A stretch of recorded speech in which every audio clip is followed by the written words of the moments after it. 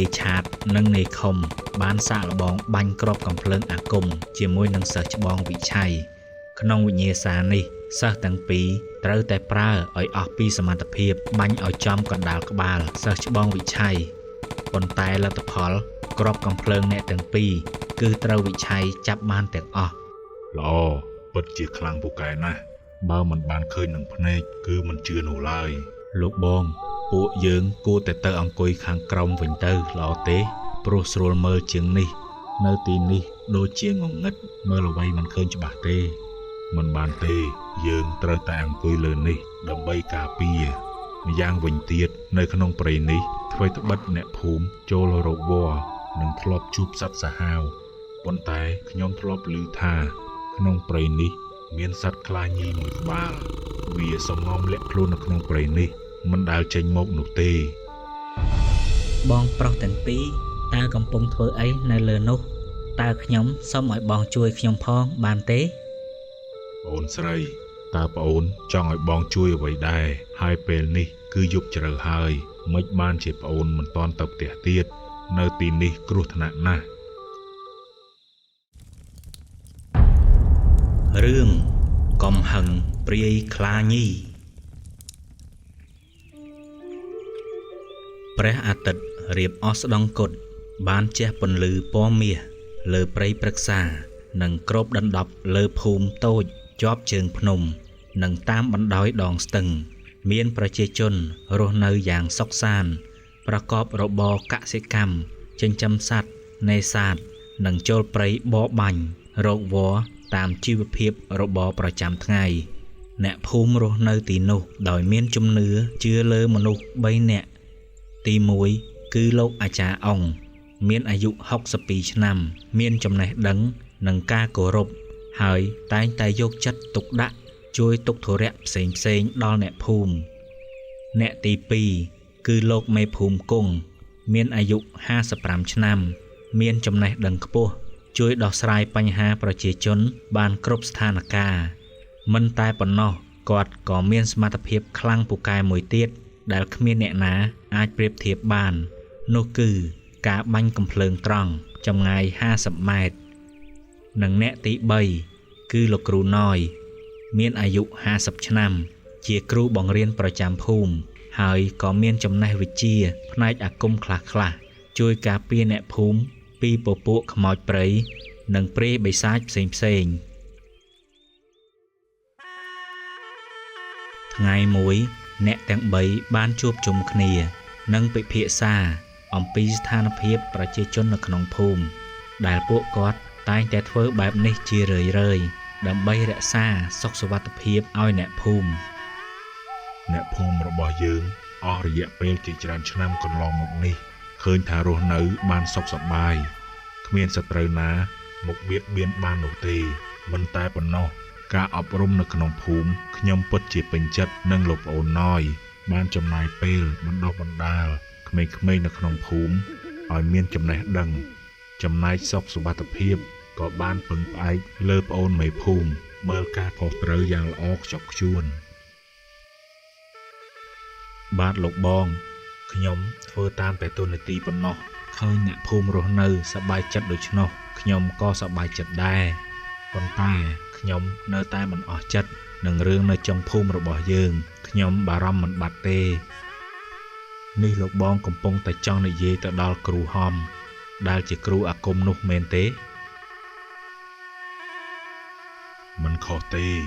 និយាយដូចប្អូនមេភូមិក៏ម្យ៉ាងដែរព្រោះថាមួយរយៈពេលនេះលោកប្អូនហំបានបង្រៀនសិស្សចម្លែកបើតែយ៉ាងនេះទៅក្នុងភូមិយើងនឹងមានរឿងប្លែកកើតឡើងជាមិនខានឡើយរឿងនេះខ្ញុំបានតាមដានមួយរយៈពេលចុងក្រោយដែរ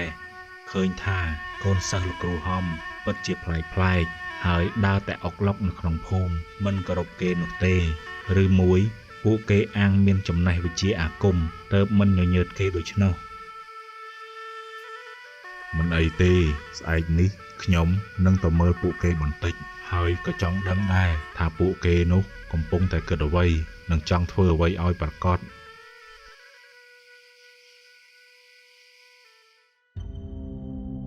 លោកគ្រូហំ មានអាយុ60ឆ្នាំមានកូនសិស្សរៀនវិជ្ជាអាគមនិងក្បាច់គុនចំនួន7នាក់ក្នុងនោះមានកូនសិស្សច្បងម្នាក់ឈ្មោះថាវិឆ័យអាយុ35ឆ្នាំមានសមត្ថភាពខ្លាំងទាំងវិជ្ជាអាគមនិងវិជ្ជាគុន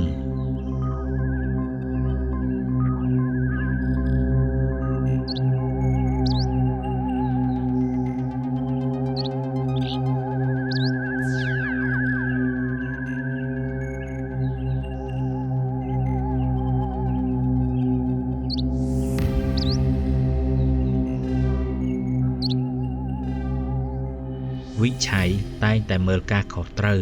ការហាត់រៀនរបស់សិស្សប្អូនបន្តបន្ទាប់នៅពេលលោកគ្រូហំបានចូលសមាធិនៅក្នុងព្រៃវិឆ័យមានសិស្សប្អូនខ្លាំងៗ2នាក់ទៀតនោះគឺនាយឆាតនិងនាយខុំពួកគេទាំងពីរមានវ័យប្រហែល20ឆ្នាំជាងក៏រៀនសូត្រវិជ្ជាអាគមចិត្តបានសម្រេចអាចប្រើការបានមិនថាប្រយុទ្ធឬការពារខ្លួននោះទេថ្ងៃមួយលោកគ្រូហំបានឲ្យកូនសិស្សទាំងអស់សាកល្បងវិជ្ជាគុនទាំងអស់គ្នាក្នុងនោះមានតែវិឆ័យទេអង្គុយរង់ចាំពិនិត្យមើលជាមួយនឹងលោកគ្រូហំ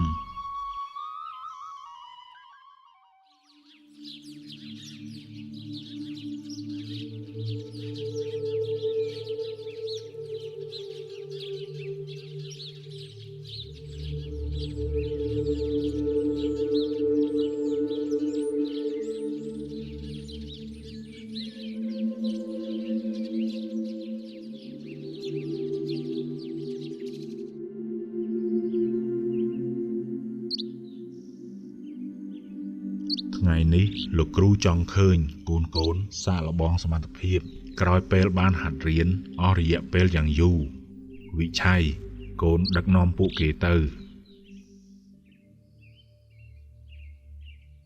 បាទលោកគ្រូថ្ងៃនេះខ្ញុំចង់ឲ្យសិស្សប្អូនទាំងអស់សាកល្បងវិជ្ជាវិញ្ញាសាទី1ការសាកល្បងវិជ្ជាគុននិងវិញ្ញាសាទី2ការសាកល្បងវិជ្ជាគ្រាប់កាំភ្លើងបងចង់ដឹងច្បាស់ណាស់ថាសិស្សប្អូនទាំងអស់ហាត់រៀនដល់កម្រិតណានិងបានយល់កម្រិតណាឥឡូវសិស្សប្អូនទាំងអស់គ្នាអាចសាកល្បងបាន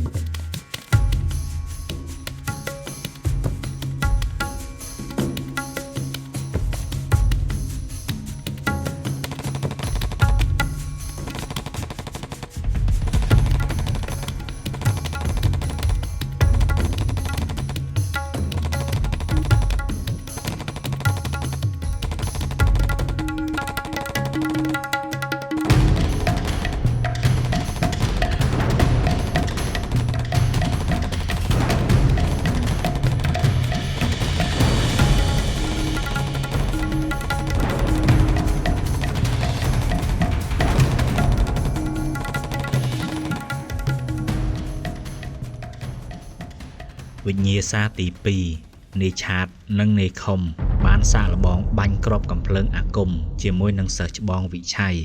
ក្នុងវិញ្ញាសានេះសិស្សទាំងពីរត្រូវតែប្រើឲ្យអស់ពីសមត្ថភាពបាញ់ឲ្យចំកណ្ដាលក្បាលសិស្សច្បងវិឆ័យប៉ុន្តែលទ្ធផលគ្រាប់កាំភ្លើងអ្នកទាំងពីរគឺត្រូវវិឆ័យចាប់បានទាំងអស់ហើយខណៈពេលនោះលោកអាចារ្យអង្គក៏បានឈរនៅក្បែរទីនោះមើលឃើញច្បាស់ពីសមត្ថភាពរបស់វិឆ័យពិតជាខ្លាំងណាស់អាចចាប់គ្រាប់កាំភ្លើងពួកគេទាំងពីរបានល្អពិតជាខ្លាំងពូកែណាស់បើមិនបានឃើញនឹងភ្នែកគឺមិនជឿនោះឡើយក្មួយនៅក្មេងតែមានសមត្ថភាពក្នុងភូមិយើងពិបាករកអ្នកមានសមត្ថភាពបែបនេះណាស់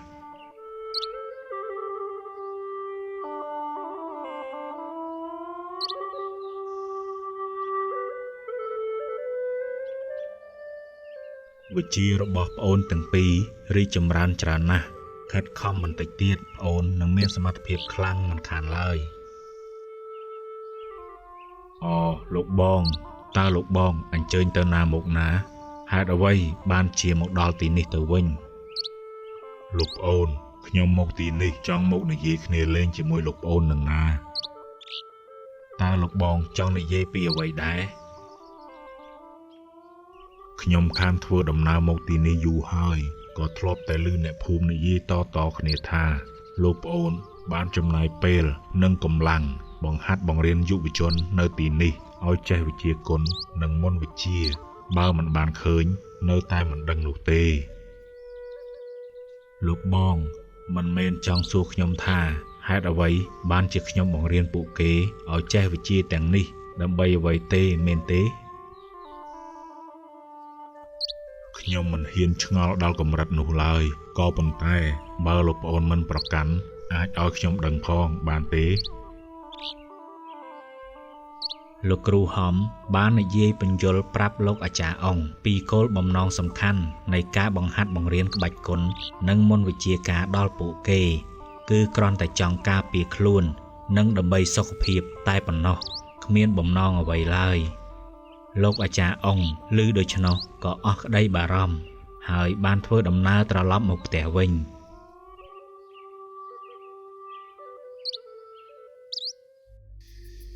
ចំណែកនាយឆាតនិងនាយខុមបន្ទាប់ពីបានសាកល្បងវិជ្ជាគ្រាប់កាំភ្លើងអាគមជាមួយនឹងសិស្សច្បងរួចមកហាក់ដូចជាមិនអស់ចិត្តនឹងកើតអារម្មណ៍ច្រណែនខឹងអ្នកទាំងពីរបានដើរត្រឡប់មកផ្ទះវិញហើយមកដល់ពាក់កណ្ដាលផ្លូវក៏បានឈប់និងបបួលគ្នាចូលព្រៃសាកអាគមពិតលោកបងខុមតើលោកបងគិតចង់សាកល្បងសមត្ថភាពពិតដែរឬទេនេះប្អូនចង់មានន័យយ៉ាងម៉េចទៅបងមិនយល់ទេខ្ញុំចង់បបួលបងចូលព្រៃសាកល្បងប្រើប្រាស់អាគមពិតធ្វើដូច្នេះទើបដឹងថាវិជ្ជាអាគមរបស់យើងខ្លាំងដល់កម្រិតណាបើប្អូននិយាយបែបនេះក៏ត្រូវដែរយើងរៀនអាគមប៉ុន្តែមិនដែលបានប្រើហើយគ្រាន់តែសាកគ្នាជាមួយនឹងសិស្សច្បងវិឆ័យដូច្នេះក៏មិនដឹងពីអានុភាពពិតរបស់អាគមគំនិតប្អូនល្អណាស់បងយល់ស្របតើយើងគួរទៅពេលណាដែរបើបងយល់ព្រមហើយយើងចេញទៅឥឡូវនេះតែម្ដងទៅព្រោះព្រៃនៅក្បែរនេះទេម្យ៉ាងទៀតកាំភ្លើងរបស់ខ្ញុំក៏មាន4គ្រាប់ល្មមនឹងប្រើការបានហើយកាំភ្លើងបងនៅសល់5គ្រាប់ទៀតក៏ល្មមដែរតោះបើអញ្ចឹងយើងទៅតែម្ដងទៅ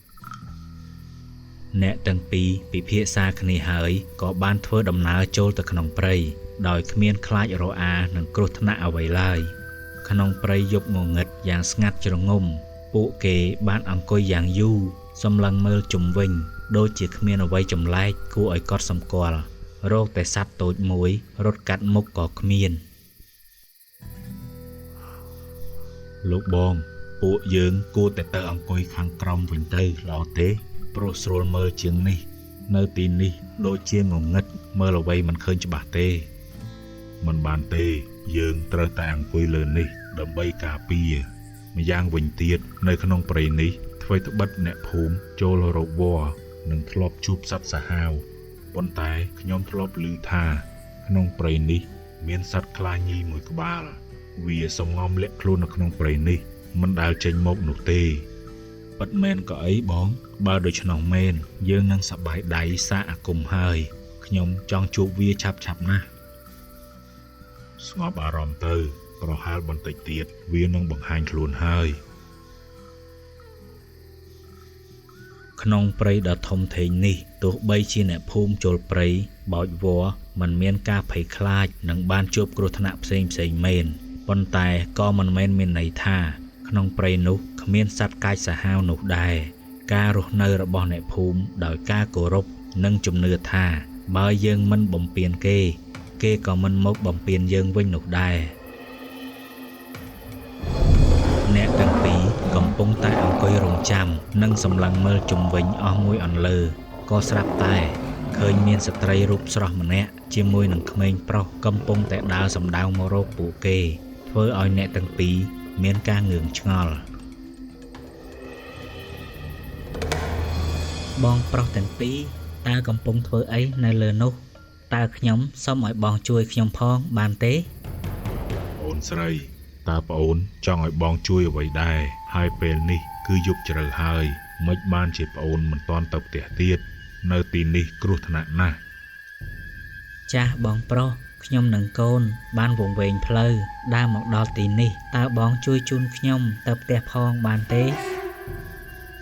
លោកបងតើយើងពិតជាជួយនាងមែនទេខ្ញុំមើលទៅដូចជាចម្លែកណាស់បងដឹងហើយថាគួរធ្វើយ៉ាងម៉េចជាមួយនឹងនាងមិនអីទេប្អូនស្រីចាំបងចុះទៅជួបប្អូនហើយជួយជូនប្អូនទៅផ្ទះវិញប៉ុន្តែប្អូនត្រូវធ្វើតាមបងគឺប្អូននិងកូនបែរទៅក្រោយសិនចាំបងចុះទៅជួប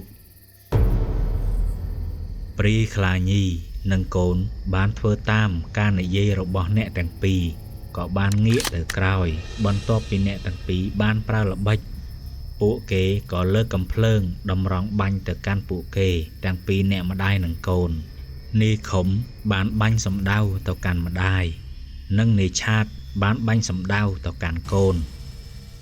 គ្រាប់កំភ្លើងបានហោះទៅកាន់គោលដៅដូចអ្វីដែលពួកគេចង់បានជាច្រើនគ្រាប់គឺត្រូវមេខ្លានិងកូនរបស់នាងធ្វើឲ្យដួលចុះទៅនឹងកន្លែងហើយក៏ប្រែក្លាយខ្លួនទៅជារូបរាងសត្វខ្លាខ្មាន់កំភ្លើងទាំងពីរនាក់សប្បាយជាខ្លាំងហើយក៏ដើរសំដៅទៅកាន់កន្លែងសាកសពខ្លាទាំងពីរក្បាលនោះពេលទៅដល់ពួកគេបែរជាភ្ញាក់ផ្អើលទៅវិញព្រោះថានៅទីនោះឃើញតែសាកសពកូនខ្លាមួយប៉ុណ្ណោះបាត់ស្រមោលមេខ្លាមិនដឹងទៅណានោះទេ មិនអាចនោះទេខ្ញុំបានបាញ់ត្រូវមេខ្លានេះជាច្រើនគ្រាប់ច្បាស់ណាស់តើមានរឿងអ្វីកើតឡើងមែនទេពិតមែនហើយបងខ្ញុំក៏បានឃើញបងបាញ់ត្រូវខ្លាញីនោះដែរមិនបានជាមិនឃើញសាកសពរបស់វាលោកបងតើនេះដូចជាអ្វីដែលសិស្សច្បងនិយាយមែនទេថាមុនវិជ្ជារបស់យើងមិនទាន់ដល់កម្រិតកំពូលទើបមិនអាចធ្វើឲ្យខ្លានោះស្លាប់បាន មេខ្លាបន្ទាប់ពីត្រូវគ្រាប់កំភ្លើងជាច្រើនគ្រាប់ស្ទើរតែមិនអាចទ្រាំបានទោះបីអាគមខ្មាន់កំភ្លើងទាំងពីរពុំសូវខ្លាំងអាចធ្វើឲ្យនាងស្លាប់ប៉ុន្តែក៏រងរបួសធ្ងន់ធ្ងរមិនអាចឲ្យនាងតដៃបាននោះទេនាងបានរត់ភៀសខ្លួនមកសំងំនៅក្នុងល្អាងភ្នំទាំងការឈឺចាប់បំផុតមិនអាចទ្រាំបានកូនក៏ត្រូវស្លាប់ខ្លួនត្រូវរបួសធ្ងន់កំហឹងនាងក៏បានកើនឡើង នឹងមិនអាចលើកលែងទោសបានពួកអាមនុស្សចង្រៃយើងមិនដែលមានចិត្តចង់ធ្វើបាបពួកឯងម្ដងឡើយមិនដេចបានជាពួកឯងខូខើសម្លាប់បំបាយបំបាក់គ្រួសារយើងទៅវិញគំនុំនេះយើងមិនអាចលើកលែងទោសឲ្យពួកឯងជាដាច់ខាត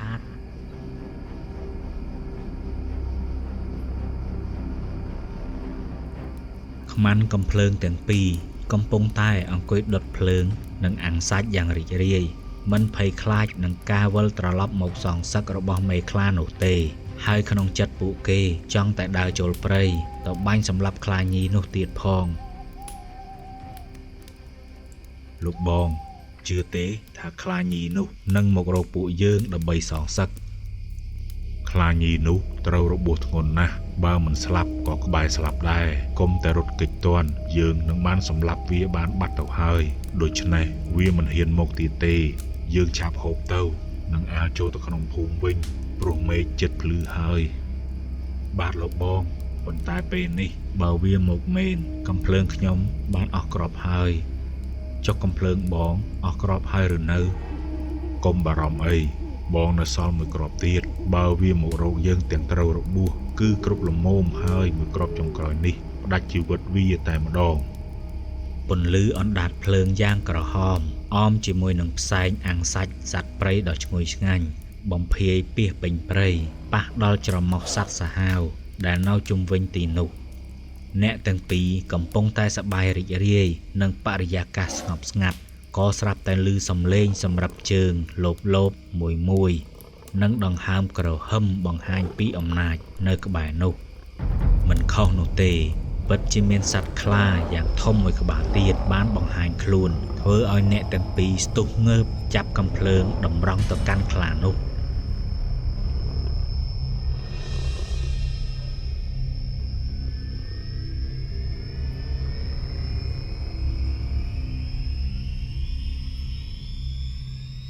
ល្អណាស់នាងបានមកដល់ហើយយើងកំពុងតែចង់ចូលទៅក្នុងព្រៃដើម្បីសម្លាប់នាងផងពេលនេះនាងបានមកស្លាប់ដោយខ្លួនឯងហើយលោកបងឆាប់បាញ់វាភ្លាមទៅមើលទៅវាក៏ត្រូវរបួសមិនទាន់ជាសះស្បើយដែរខ្លាមួយក្បាលនោះមិនហ៊ានដើរចូលមកទេវាចេះតែឈរក្រវីក្បាលក្រហឹមក្រញ៉ាយអ្នកទាំងពីរនាយខំបានសូត្រមន្តគាថាដាក់លើកំភ្លើងតម្រង់សម្ដៅទៅរកក្បាលខ្លានោះហើយបានកេះកៃបាញ់សម្លាប់បង្ហើយមួយគ្រាប់ចុងក្រោយគ្រាប់កំភ្លើងបានហោះទៅកាន់កណ្ដាលក្បាលខ្លានោះប្រកាច់ស្លាប់ភ្លាមអ្នកទាំងពីរញញឹមដាក់គ្នាហើយដើរទៅក្បែរខ្លានោះឯងមានសំណាងរត់រួចម្ដងហើយមិនព្រមសំងំរស់នៅឲ្យស្រួលនោះទេបែរជាមកចង់ស្លាប់ទៅវិញលោកបងពេលនេះអ្នកភូមិយើងពិតជាសប្បាយចិត្តហើយបានខ្លាដ៏សែនធំមួយក្បាលនេះពិតមែនហើយយើងឆាប់ចូលទៅក្នុងភូមិវិញទៅទាន់មេឃភ្លឺល្មមអ្នកទាំងពីរកំពុងតែរៀបចំនឹងសែងខ្លានោះចូលទៅក្នុងភូមិក៏ស្រាប់តែលេចចេញនៅវត្តមានខ្លាមួយក្បាលទៀតមកនោះទៅជាព្រាខ្លាញីពិតប្រាកដវាបានក្រហឹមឈោស្ទាក់កណ្ដាលផ្លូវមិនឲ្យពួកគេចាក់ចេញនោះទេពួកឯងទាំងពីរនាក់មិនអាចចាក់ចេញពីទីនេះបានឡើយគំនុំឈាមនេះត្រូវតែសងឯងសម្លាប់កូនយើងហើយនឹងសាច់ញាតិយើងដូច្នេះត្រូវតែទុកជីវិតឯងនៅទីនេះហើយ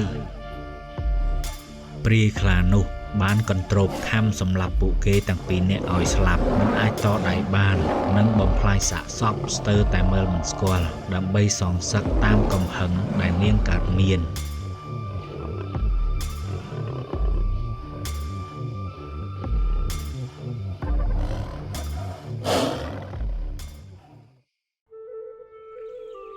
ព្រឹកព្រលឹមស្រាង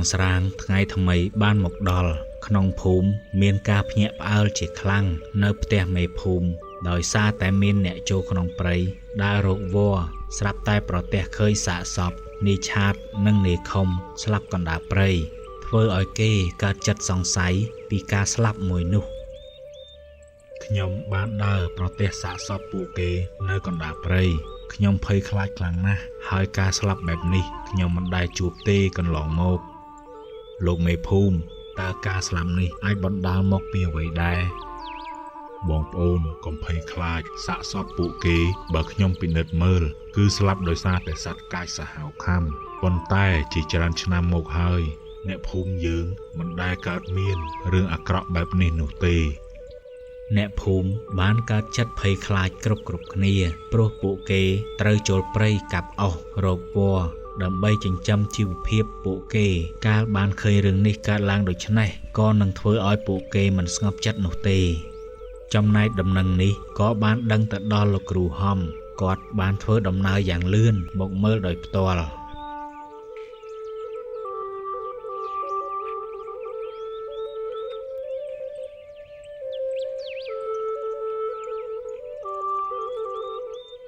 ការស្លាប់នេះគឺជាស្នាដៃរបស់ព្រាយខ្លាញីច្បាស់ណាស់នាងហ៊ានសម្លាប់សិស្សរបស់យើងផងលោកគ្រូយើងត្រូវតែសងសឹកឲ្យសិស្សប្អូនទាំងពីរទៅពួកគេស្លាប់ទៅអាចបិទភ្នែកចិត្តត្រូវហើយឈាមសងដោយឈាមយើងនឹងមិនឲ្យនាងឬខ្លួននោះទេញោមចិត្តត្រជាក់ខន្តីណាញោមពីរងាប់ដោយការមិនចង់ពី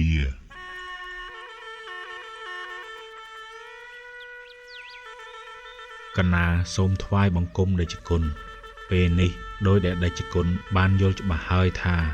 នាងព្រាយខ្លាញីនោះគឺបានសម្លាប់សិស្សរបស់កណាដល់ទៅ2នាក់ហើយម្យ៉ាងវិញទៀតការស្លាប់នេះគឺបានគំរាមកំហែងយ៉ាងខ្លាំងដល់អារម្មណ៍អ្នកភូមិមិនហ៊ានចូលព្រៃប្រកបរបរទៀតនោះទេ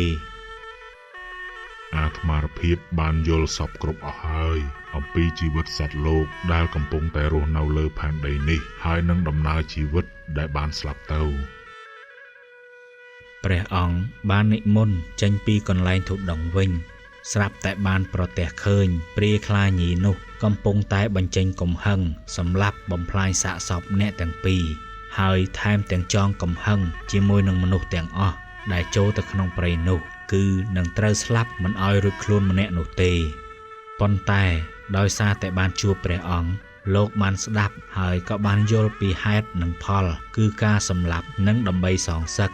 បើគុំតែសិស្សទាំងពីររបស់លោកគ្រូហំមិនទៅបាញ់សម្លាប់កូនរបស់នាងនិងសាច់ញាតិនោះទេក៏មិនមានការស្លាប់នេះកើតឡើងមកដែរព្រះអង្គក៏បានបង្ហាញផ្លូវកុំឲ្យមានការសងសឹកកាប់សម្លាប់គ្នាតទៅទៀតពុំដូច្នោះការចង់ឈ្នះចង់ចាញ់នឹងមិនអាចទៅរកទីបញ្ចប់បានឡើយ